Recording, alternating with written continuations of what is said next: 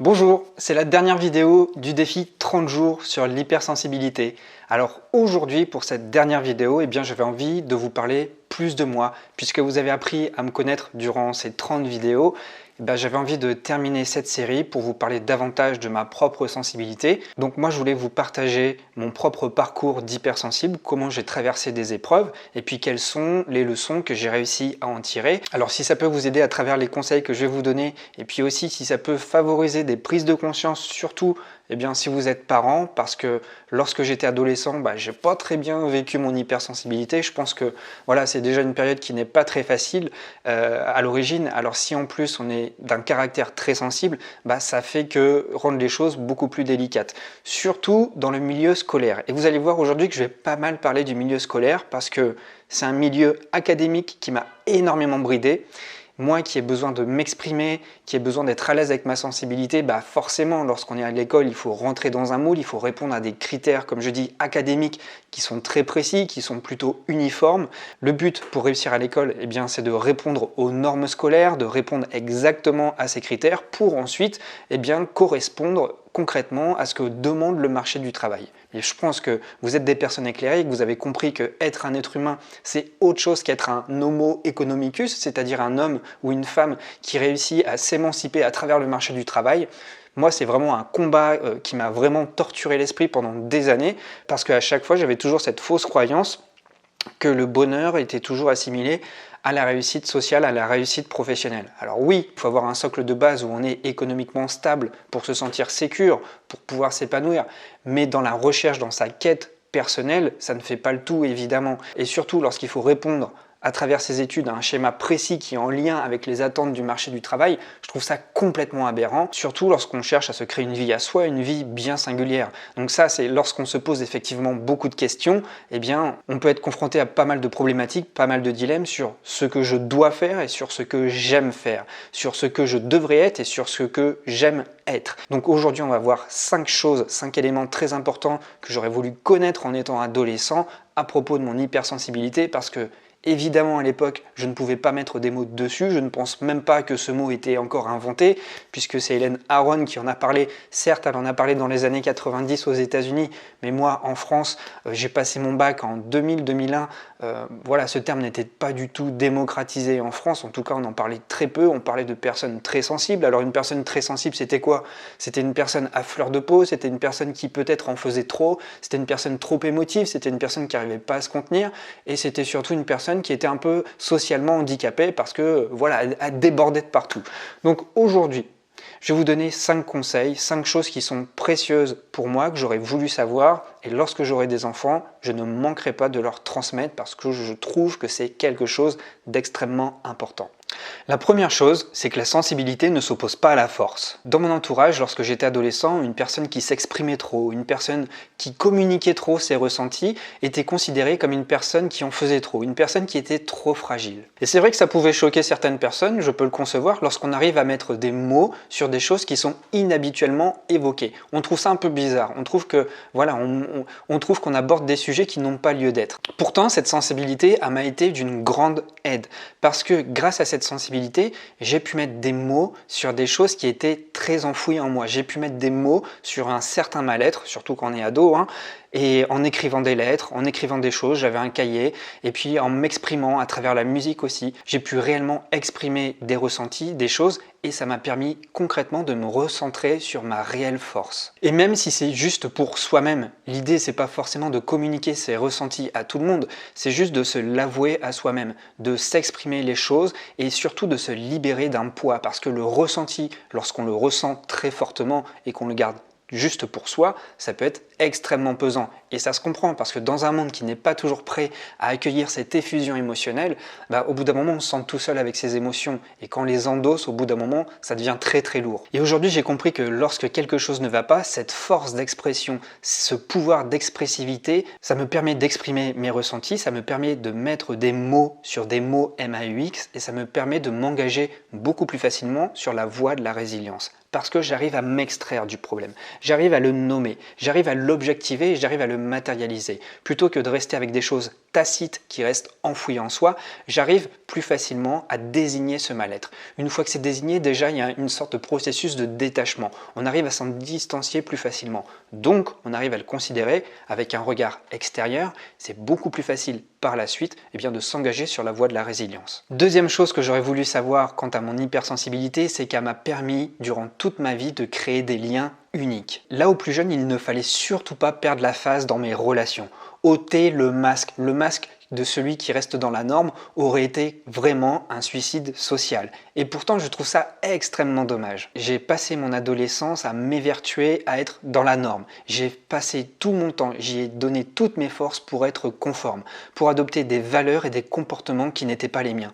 Tout ça dans le but d'être accepté, d'être intégré dans la norme. Si j'avais su plutôt que cette hypersensibilité m'aurait permis de créer des liens uniques, des liens exceptionnels avec des personnes qui sont complètement incroyables, je pense que je me serais permis beaucoup plus tôt de m'ouvrir à mon hypersensibilité. Je l'aurais en tout cas assumé compte tenu des relations que j'aurais pu développer beaucoup plus tôt. Ce que je vous dis, je pense que ça vous parle. Lorsqu'on s'exprime avec une personne qui a le même niveau d'intensité que vous, lorsque vous êtes en train de créer une relation, il se passe toujours quelque chose de magique, comme si vous aviez connu cette personne depuis toujours. Pour ma part, tous ces mécanismes-là, toute cette magie qui naît dans la mécanique des relations, je trouve ça absolument fascinant. Aujourd'hui, dès que je sens que c'est possible avec une personne qui est en face de moi, qui peut répondre à ce même niveau d'intensité dans l'expression de ses émotions, je n'hésite plus une seule seconde et je m'ouvre complètement à cette sensibilité.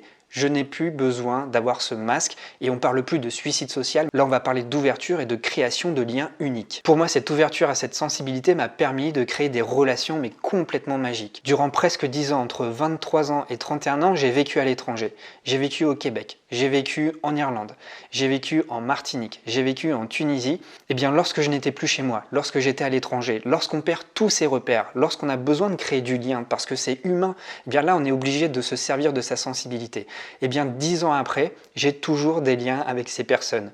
Et ça, je trouve ça magique, d'avoir à chaque coin de la Terre des liens avec des personnes qui sont loin de chez soi et des personnes qu'on a rencontrées à l'étranger. Et on sait que si on retourne dans ce pays-là, on va pouvoir reprendre la conversation au même endroit où on s'était arrêté il y a 10 ans. Donc ça, vraiment, ça m'a vraiment permis de m'ouvrir culturellement et socialement sur des dimensions que je ne pouvais pas soupçonner avant. Troisième chose que j'aurais voulu savoir, c'est que la détente, c'est très important. J'en ai beaucoup parlé dans le défi 30 jours. J'ai beaucoup parlé de l'importance de devoir se reposer. Mais vous savez, lorsque j'étais adolescent, et je pense qu'il y a plein d'adolescents qui peuvent se retrouver dedans, on est souvent obligé de répondre aux injonctions qu'il faut travailler, qu'il faut apprendre, qu'il faut faire des efforts, qu'il faut évoluer, qu'il faut se battre, parce que sa place, il faut se l'arracher dans la société. Mais moi, le problème, lorsque j'étais scolarisé, c'est que j'avais pas forcément des facilités scolaires. Je dis pas que j'étais débile, mais j'avais vraiment pas cette souplesse scolaire. Je n'étais pas du tout un élève qui était académique.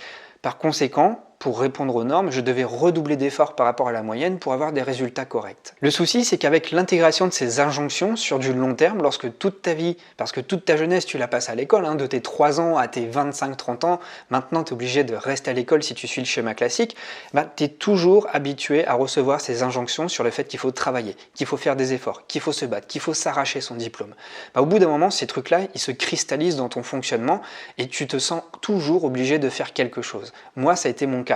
Et j'ai encore du mal parfois à lâcher prise, à lever le pied de la pédale pour m'autoriser à me reposer. Et pourtant, lorsqu'on est une personne hypersensible, plus que tout, on a besoin de se reposer. Je le répète dans toutes les vidéos, nous sommes de vrais passoires à stimuli. On filtre beaucoup moins les informations qui rentrent. Et en plus, ces informations, on les traite extrêmement profondément.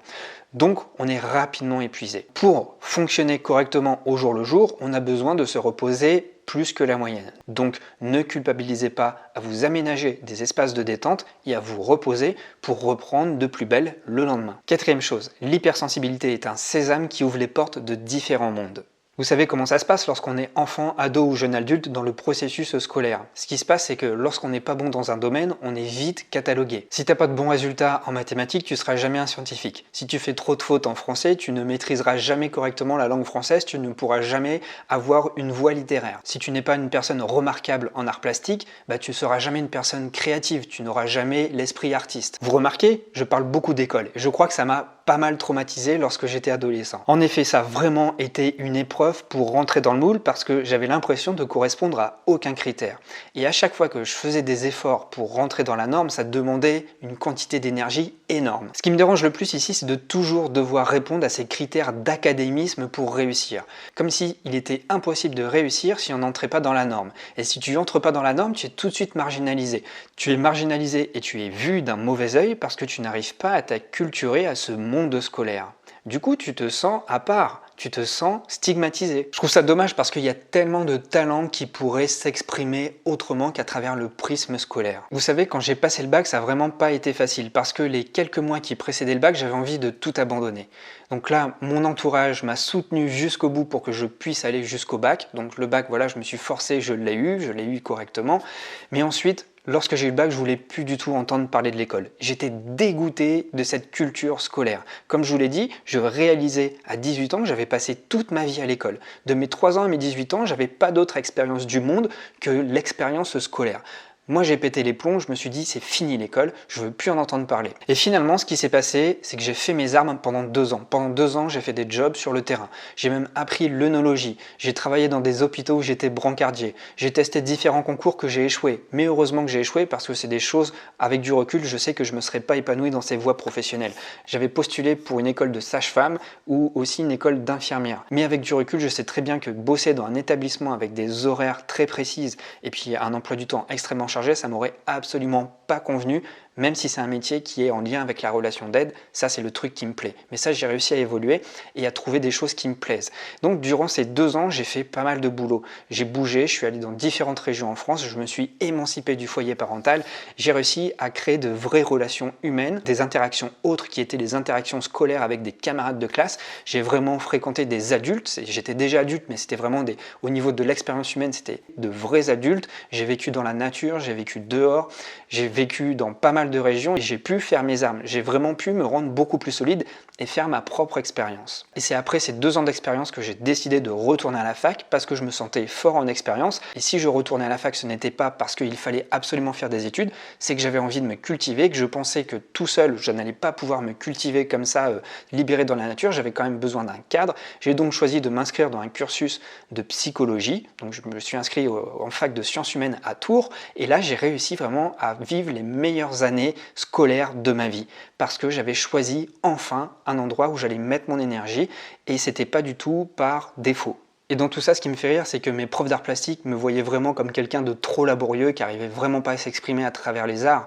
Mais aujourd'hui, je suis extrêmement fier parce que je me trouve très créatif dans ma vie et je considère qu'après toutes ces années, après avoir vécu à l'étranger, que ce soit au Québec, que ce soit en Irlande, que ce soit à Porto Rico, que ce soit en Martinique ou même en Tunisie, je pense que j'ai quand même une vie originale par rapport à ces profs qui, eux, sont censés transmettre la créativité. 5e chose que j'aurais voulu savoir, c'est que la sensibilité n'enlève en rien la masculinité. Encore une fois, si je vous parle de l'adolescence, il est inutile de vous faire un topo sur l'expression de la sensibilité lorsqu'on est un homme. En observant ce qui se passe dans ma vie, j'ai l'impression que plus je vieillis, plus je m'ouvre à ma sensibilité et j'ai même l'impression que plus j'avance dans le temps, plus je retrouve ma sensibilité d'enfant. Je suis tombé dans le piège, comme tous les garçons, je pense, à l'adolescence, d'avoir toujours cette image du mec fort, du mec hyper solide lorsqu'il est dans une relation avec une fille. Et pourtant, j'ai grandement réussi à m'épanouir dans mes relations amoureuses lorsque j'ai enfin réussi à m'ouvrir à ma propre sensibilité. Et si j'ai réussi à m'ouvrir à cette sensibilité, c'est notamment grâce aux femmes.